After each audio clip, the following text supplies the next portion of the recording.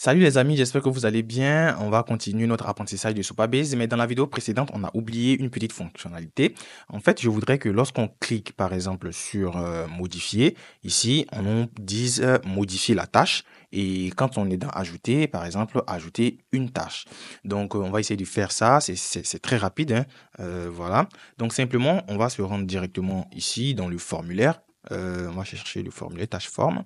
Et tout en bas, on va juste effectuer une vérification. Donc, on va conserver celui-là et on va vérifier grâce à qui? Grâce à notre variable default value. Donc, ici, on va dire si default value point ID existe, alors on est dans le cadre d'une modification. Donc là, on va trouver quelque chose à dire. Dans le cas contraire, on va mettre ajouter une tâche. Attention, il faut que je mette ça en chaîne de caractères. Donc ici, par exemple, on va mettre ajouter aussi et on va modifier la tâche. Donc, modifier la tâche. Très bien. Voilà. Donc, je sauvegarde. Et là, si on vient cliquer sur modifier, on a modifié la tâche. Si on vient sur ajouter, on a ajouté la tâche. Donc, je pense que c'est très bien. On peut continuer. Et dans cette vidéo, ce qu'on va voir, c'est la fonctionnalité marquée comme terminée. Donc, on va essayer de la mettre en place, marquée comme terminée, voir comment est-ce qu'on va s'y prendre. Alors, pour faire cette fonctionnalité, on va écrire dans un premier temps la fonction pour pouvoir la mettre en place ici dans liste, ici, juste en dessous de supprimer et puis aller l'implémenter directement dans le bouton de tâche qui permettra de pouvoir changer.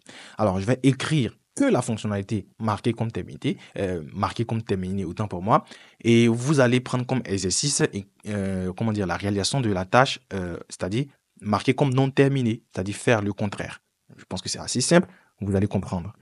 Alors, const, cette fois-ci, la fonction va s'appeler marquer comme terminé. Marqué comme terminé pour être assez explicite. Terminé comme ça, simplement.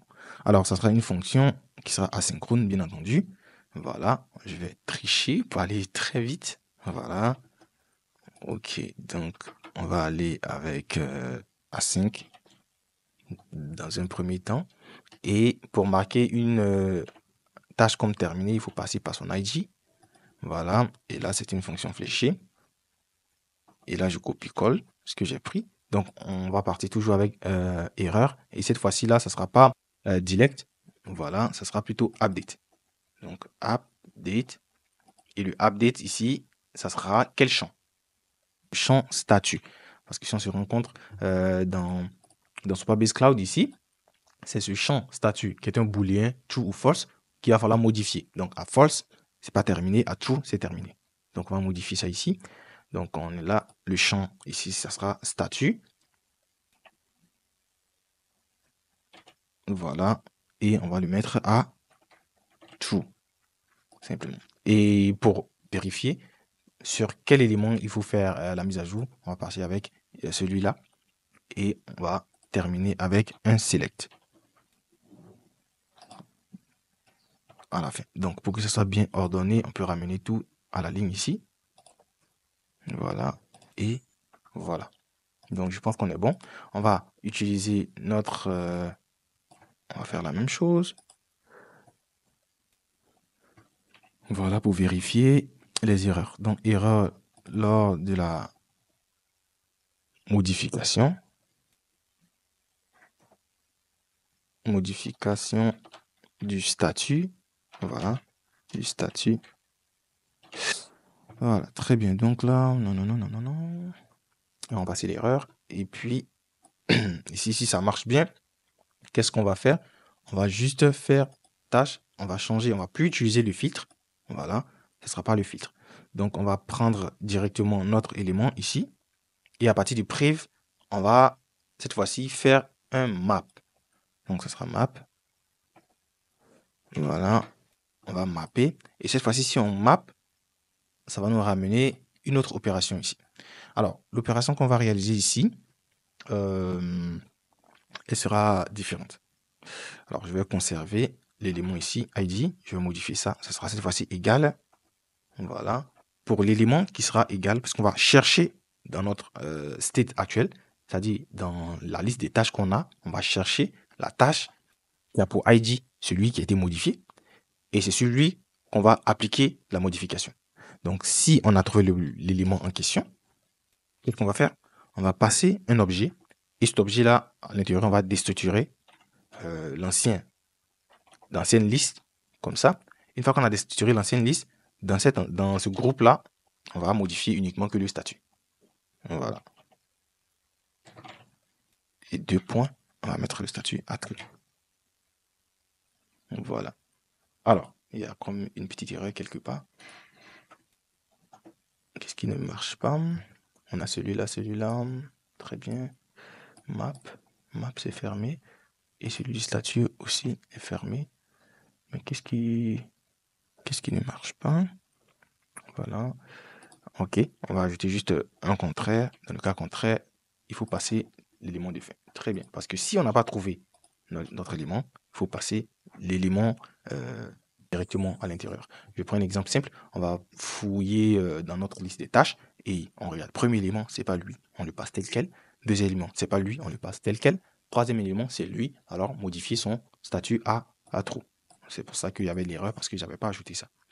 Très bien. Donc, marquer comme terminé, c'est la fonction qu'on va prendre et on va passer à tâche. Et on va passer à tâche en tant que onComplete. Donc, onComplete. Et ça sera égal à marquer celui-là. Je sauvegarde et on revient dans tâche, ici, composant tâche. Et on va appeler l'élément ici, onComplete. onComplete. Et on récupère onComplete. Et on va le mettre directement lorsqu'on va cliquer sur terminer. Donc ici, on clique. Très bien. Ici, on va passer une fonction anonyme directement et on va passer onComplete. Et on va appeler onComplete avec tâche. Il faut une tâche et son ID. Bon, si tout s'est bien passé, ça va marcher. Donc je vais cliquer ici sur terminer. Boum, erreur. Alors, qu'est-ce qu'on a fait qui n'est pas bien? Bon, j'ai dû couper rapidement la vidéo. Donc j'ai dû chercher rapidement et j'ai remarqué qu'en fait l'erreur c'était une erreur de syntaxe et c'était ici. Donc au lieu du tâche au pluriel, c'est-à-dire au lieu de faire référence à la tâche ici, non, c'est pas la tâche, il faut faire plutôt référence à notre tâche ici. Donc je sauvegarde et là par exemple, vous voyez en fait ça marchait dans Supabase mais dans l'interface ça cassait tout.